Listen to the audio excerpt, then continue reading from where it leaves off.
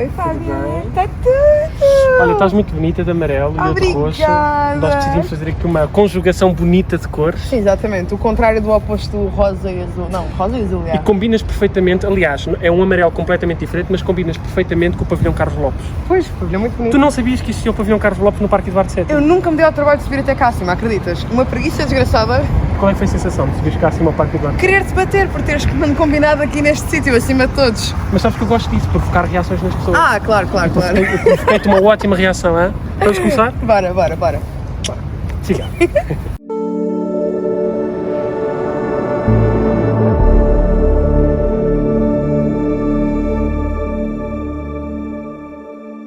Então vá, vamos a isso. Júlia. Era luz normal. Então vá, não, vou fazer o normal. Júlia, Clara. Então vá, vamos começar de novo. Imagina, não corta. Imagina, é assim, a entrevista está a começar agora.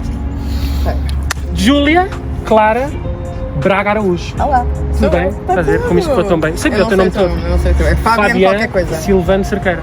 Já foi um exagero, não me vou lembrar. Mas eu adoro o nome Fabiano. Mas tu odeias que tratem por Júlia quando tu és Júlia. Eu detesto que me tratem pelo meu primeiro nome de todo.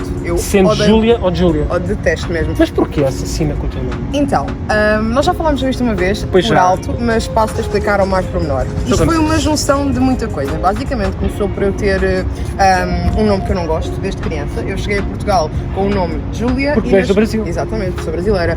E os professores implicavam todos com o meu nome. Eles diziam, porque o teu nome é português, então é Júlia. Insultavam constantemente a minha nacionalidade e a minha cultura e logo aí começou-me logo a irritar. Mas pronto, eu aceitei, eu tive que engolir o facto de que nunca ninguém dizia bem o meu nome. Sim. De seguida, o que aconteceu foi escreverem mal. O que tu nunca me podes fazer é escrever mal o meu nome. Se tu escreves mal o meu nome, eu não te respondo. Já aconteceu. Muito assertiva nas ideias. Muito mesmo, porque se eu tenho cuidado de perceber bem o teu nome, tens de perceber bem o meu. Se me mandas um e-mail e o meu nome está mal escrito, eu não te vou responder. Inclusive, é isso que eu te ia dizer, se falarem contigo por mensagem, em qualquer parte, e escreverem Júlia, sem o H e mal escrito, tu dás vista. Sim, eu fui dar uma parceria mesmo gigante, que me veio contactar. Eu não dei vista porque era uma parceria grande, mas eu tive-me ao trabalho de mandar um e-mail a dizer, olha, adoro o departamento de marketing e a falta de atenção ao detalhe, o meu nome não é esse.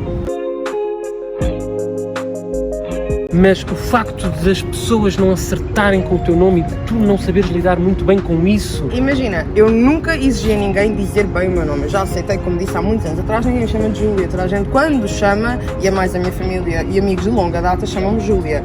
Mas eu acho que o nome é uma coisa muito pessoal, é uma coisa que é nossa. É a primeira coisa que nos dão quando chegamos ao mundo. É o teu nome. E claro, é tão fácil. E claro, é fácil, mas o de Júlia, imagina, à primeira vez tu não saberes, é completamente normal. Mas a partir do momento em que, no caso da marca, eu tenho o meu nome por todo lado, a minha marca é o meu nome, como é que estás a achar que o H está ali? Porquê? O H está ali para inglês ver? Não, o H está ali porque o meu nome tem H. Exatamente. Mas pronto, voltando àquilo que estava-te a contar, a história do meu nome, eu não gostar que me chamem de Júlia, é derivado de tudo isso que eu passei na infância, ninguém saber escrever ou dizer bem, e depois porque o meu nome começou a ser associado a muitas coisas negativas, a bullying, relações tóxicas. Chegou um ponto na minha vida em que eu já não era eu era a Júlia daquela história de bullying, a Júlia ex-namorada de X, não era eu, e eu queria voltar a ser eu, e não havia nada que era mais meu do que o meu segundo nome. Tão interessante como o nome e a carga que nós damos ao nome, sendo ela negativa ou positiva, pode influenciar a maneira como tu vês a vida, não é? Sim, exato, porque imagina, eu acho que um nome é uma coisa que nos dá muita força, um nome, um impacto. Imagina, tu que estás neste ramo de redes sociais e de jornalismo e tudo mais, tu sabes que a palavra certa tem toda a força no nosso meio. Então, o nome de uma marca, um logotipo, uma catchphrase, é tudo muito importante, são detalhes que fazem toda a diferença. Então, eu senti que o meu nome fazia a diferença para mim. Então, peguei no nome que tinha mais significado, que é o Clara, porque é uma coisa de família. Na minha terra, que eu sou de Minas Gerais, nós temos esta coisa com a lua. E a minha avó, quando eu nasci, disse que eu era Clara como a lua. E daí o meu segundo nome, Clara. Eu adorava ter ficado só como Clara Braga, mas pronto, a minha mãe quis dizer. O que é que tu tens do Brasil, de Minas Gerais? Porque tu nasces lá, vens para cá muito nova. Tenho o meu bufunfo gigante. Consideras que é um... Mas consideras que é um dos grandes atributos brasileiros? Sim. Isto é tudo família, isto e a perna grossa.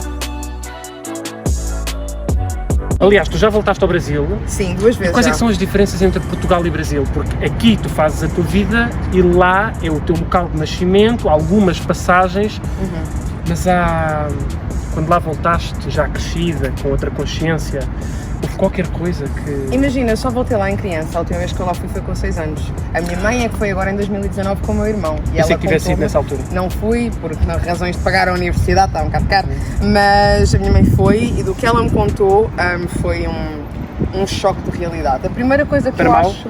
Para mal mesmo. O Brasil que eu me lembro de criança, não é o Brasil de hoje em dia, eu lembro-me de um Brasil dos olhares de uma criancinha, que era a roça, eu sou da roça. Eu não sei se sabes, mas existe uma enorme diferença entre favela e roça. Roça é mesmo o mais pobre possível, é quinta, é uma comunidade muito fechada, eu tinha um rio ao lado com cobras, uma toca de cobras, galinhas que desapareciam todos os dias, vai lá saber porquê. que eram os cobras. E pronto, os meus avós, toda a minha família é muito singela, muito humilde, e então, imagina, eu sempre cresci com esta ideia de que a humildade não é uma coisa má, estás a perceber? E em 2019, quando a minha mãe foi lá, a minha mãe deixou tudo no Brasil, pulseiras da Pandora que a minha mãe tinha deixou, um telemóvel que eu dei ao meu irmão para levar, bem antigo, era um telemóvel daqueles mesmo Roscoff, só para ele se safar lá no Brasil e falar connosco, ele deixou lá, e aquilo para eles era o novo iPhone 14, era o facto de o meu irmão ter voltado do Brasil com problemas de estômago, no sentido em que já não conseguia comer ovos, porque passava os dias a comer ovos, era comprar carnes a prestação, ou seja, vamos de um humilde para uma pobreza extrema. Sim. E isso chocou-me a um ponto negativo mesmo, mexeu com o meu corpo. E és feliz em Portugal? Eu sou muito feliz em Portugal. Tens a tua vida toda cá? Também, mas por acaso não foi sempre assim. Eu durante imenso tempo, e isto é muito engraçado, mas eu durante imenso tempo fui esta pessoa que detestava que dissessem que eu era portuguesa, detestava que me associassem a Portugal, eu vivia a dizer que ia voltar para o Brasil e que eu era brasileira. Porque tinhas se calhar aquela coisa de eu sou brasileira, agora algum dia eu sou portuguesa. Exatamente, eu tinha essa coisa na minha cabeça e uma pessoa que me é muito querida dizia sempre, um dia tu vais parar com isso, um dia tu vais aprender a valorizar o país em que vives. E hoje Já em valorizas? dia considero-me lisboeta a 100%. Pai é quem cuida, certo? É, pai é quem cuida, pai é quem cuida e quem me espanca. E porquê que dizes isso? Porque o meu pai, imagina, eu venho de uma criação de mão. Criação de mão, basicamente, eu nunca tive muitos castigos, eu nunca fiquei de castigo, eu apanhei porrada, forte e feio. E não o és a única. A minha mãe... Mas só que a diferença é que eu sou brasileira, e eu já te vou contar essa história, mas voltando à história do meu pai. Basicamente, o meu pai é um homem espetacular. Ele é ex-militar, comandante dos bombeiros, motorista, ou seja, e sempre foi um homem de pouca paciência. Ele não tinha muita paciência, mas sempre se chateava muito comigo. Era sempre a minha mãe que fazia os castigos e isso tudo. Houve poucas vezes que ele me levantou a mão, mas era só quando eu fazia traquinhas, mesmo daquelas pesadas. Acho que a última vez que ele me bateu tinha o quê? 16 anos, pai. Foi aos 16 e desde então nunca mais me voltou a levantar a mão. Mas quando discute comigo, discute forte e feio. Isso faz-te bem? Imagina, não, porque em certo aspecto eu gostava que o meu pai tivesse sido uma pessoa mais querida e amorosa onde ele não é. Ele é protetor, o meu pai é um homem protetor, é um homem de valores do género de respeito, de integridade. Os meus pais ensinaram-me muito a ter o caráter que eu tenho. Os meus pais são pessoas honestas, lutadoras, são pessoas de dar confiança, mas não exagerar na confiança, são pessoas de que a imagem é tudo. Então eu apanhei isso muito do meu pai, principalmente. E então às vezes eu queria que ele dançasse à chuva comigo, às vezes eu queria que ele fizesse a figura triste comigo e ele não fazia isso. Não é por ele não gostar de mim, o meu pai adora-me, eu sei, eu sou a menina dele, mas às vezes eu gostava que ele tivesse tido mais aquele lado brasileiro. E tu tens muito essa militância de lutar pelas causas dos outros, de lutar pelas causas que te afligem, e quem segue as tuas redes sociais a ver que tu és muito presente no que toca a isso. Sim. De injustiças, de humilhações, e isso ferve aí dentro de uma maneira explosiva, e tu Sim. Quando tens alguma coisa a dizer, dizes. É péssimo eu fazer isso, eu tenho que aprender a ficar de boca calada. Mas sabes que agora tu contaste nesta questão do teu pai, se calhar é daí. Sim, talvez. Este fervor de querer lutar por aquilo que achas que está mal. Exato. Acho que é uma combinação. Imagina, como eu te disse, eu venho de um país no qual há muitos problemas e muitas injustiças a acontecer. Chego a um país onde também senti imenso essas injustiças na minha pele, de criança até adulta, porque eu só me livrei da xenofobia porque eu não tenho sotaque. Porque se eu tivesse... Achas que era ainda mais severo? Era. Se ainda tivesse o sotaque, Era eras mil vítima de vezes xenofobia? pior. Eu cheguei a ser vítima de xenofobia da forma mais estúpida possível. Foi candidatar-me para um emprego, estar quase a fechar o contrato, quase a assinar. No momento em que ele me pede o documento, eu dou-lhe a residência, ele olha para mim, és brasileira. ele fez esta cara. E eu fico a olhar para ele, sim, mas isso não invalida. Pois, como não meteste no currículo, a tentar culpabilizar-me, eu não tenho necessidade de pôr isso no currículo, eu tenho documentos, eu tenho tudo legal para poder trabalhar e servir a função, não há nada que implique o facto de eu ter que lhe dizer a minha nacionalidade. Tu achas que o facto de quereres seguir comunicação social ou ciências da comunicação, teres o sonho de querer ser atriz? Jornalista. Mas ao início era atriz. Isso foi há muitos anos depois de desistir. Pronto, mas depois de atriz passas para jornalista porque achas que jornalista é uma coisa mais completa. Sim, exato. Mas vem tudo num crescendo, de atriz para jornalista, para ciências da comunicação, e sentes que o ponto em que estás agora é a única forma que tu tens, enquanto sonho futuro, sentes que a tua profissão é aquilo que te vai permitir lutares ainda mais eficazmente por aquilo que tu acreditas. Eu acho interessante tu fazeres-me esta questão, porque ultimamente eu tenho me sentido muito dividida com o que é que eu hei de fazer com a minha vida e com os valores que eu tenho. Ainda não sabes? Imagina, no meio social em que eu estou a portar nas redes sociais e disso tudo, e foi o que eu disse há bocado, eu às vezes tenho que aprender a manter a boca calada, porque eu escolhi vir para jornalismo porque eu queria defender as causas, eu queria falar, eu queria estar lá, eu queria dizer a verdade das situações. E uma jornalista tem que ser neutra. Tem que ser sempre, exatamente, mas ao mesmo tempo tens causas que te fervem e é por isso que tu vais atrás delas, por muito que às vezes possas descobrir que talvez estiveste errado este tempo todo, mas isso é o que é ser jornalista. E cada vez mais eu apercebo-me que com as redes sociais e com tudo eu estou a ser obrigada a ter um filtro, porque quanto mais eu cresço, mais são as vezes em que eu ouço a bendita da frase do tens os seguidores que tens de ter cuidado com o que dizes e com as opiniões que tens e nananana. Ou seja, travões e travões e travões a serem postos, e cada vez mais eu vejo esse meu sonho de defender as causas e de ir atrás de ser uma grande jornalista do local, que era o que eu queria muito ser uma jornalista de campo. De terreno, exatamente, desculpa. A ser posto mais para parte e eu a ter que sonhar novos sonhos. Eu, infelizmente, estou a ser forçada a virar-me mais para as áreas de marketing, de relações com marcas, relações de influencer. O que começou por apenas um degrau para eu chegar a um caminho, está a tornar-se um caminho contra a minha vontade.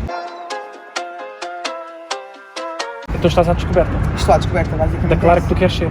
A Clara que eu quero ser, eu já sou. Lá no fundo eu sei que sou. Eu sei que sou a pessoa no meu centro que é a pessoa que eu devo ser. O problema é que às vezes tenho alguma dificuldade em expressar, estás a perceber? Eu às vezes tenho que ter mais, talvez maturidade na forma com que eu faço as minhas próprias jogadas, porque como tu disseste, eu fervo com as minhas causas e fervo com o que me dá paixão muito rápido mesmo, mas ao mesmo tempo fico muito magoada quando isso vai para o lado errado, percebes? O que é que me dirias agora? És mentira. Obrigado. Não precisavas, que eu odeio elogios. Gostas de elogios? Imagina, eu acho que é uma coisa... Eu gosto de bons elogios. Sinceros de coração, não é? E também elogios ao detalhe. Eu gosto imenso quando alguém se vira para mim e diz: Clara, eu adoro a cor do teu cabelo. A maneira como ele está hidratado, as mãos, exato, as unhas. Os detalhes. Eu acho muito engraçado os detalhes. Por acaso, adoro a tua barbinha aqui. Pronto, obrigado. Pronto, mas esta conversa é sobre ti, não é sobre mim.